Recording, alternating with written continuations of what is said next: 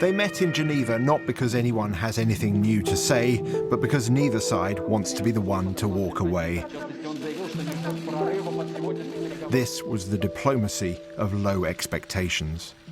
We don't expect to resolve our differences here today. Neither do we. Even while they spoke, the Russian government released these pictures. More of what they call drills on the Russian side of the Ukraine border. And these are not defensive weapons. The message is not exactly subtle.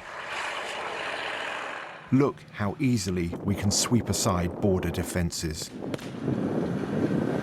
In Geneva, the US Secretary of State tried to deliver his message with equal force. We stand firmly with Ukraine in support of its sovereignty and territorial integrity. We've been clear. If any Russian military forces move across Ukraine's border, that's a renewed invasion. It will be met with swift, severe, and a united response from the United States and our partners and allies. So what could the West do in response to a Russian invasion? The military options are limited, at the moment restricted to sending weapons to Ukraine. There is a sustained effort to continue making these deliveries to Ukraine, but I think we have to be cognizant and clear-eyed about the fact that that's not going to change the military balance between Russia and Ukraine. I think it's unlikely to deter Putin.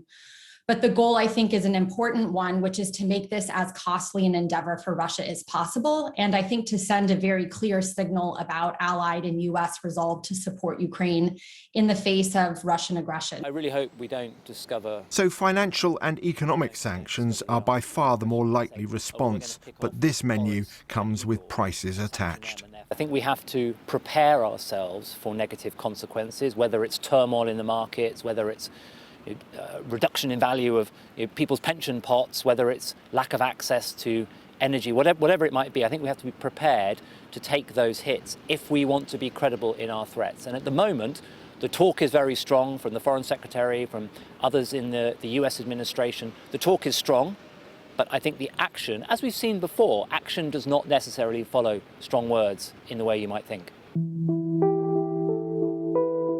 The West imposed economic sanctions on Russia in 2014 following the annexation of Crimea. Since then, there's every expectation that the Russian authorities have put a lot of work into reducing their reliance on Western financial markets and systems. In other words, trying to limit the impact of sanctions. So what's left? The one remaining deterrent in the Western arsenal, perhaps, is to impress upon Russia that invading Ukraine, the third largest country in Europe, will drain them of resources and resolve. It would not be easy. The Ukrainians will fight this. This could end up as a quagmire, and I think that should be seriously considered by Russia. I think President Putin is gambling wildly that this may be a lot easier than it may actually turn out to be. You hear that Putin is extremely isolated. In authoritarian systems, highly personalized ones like Putin's Russia, there's always questions about the quality of information he receives.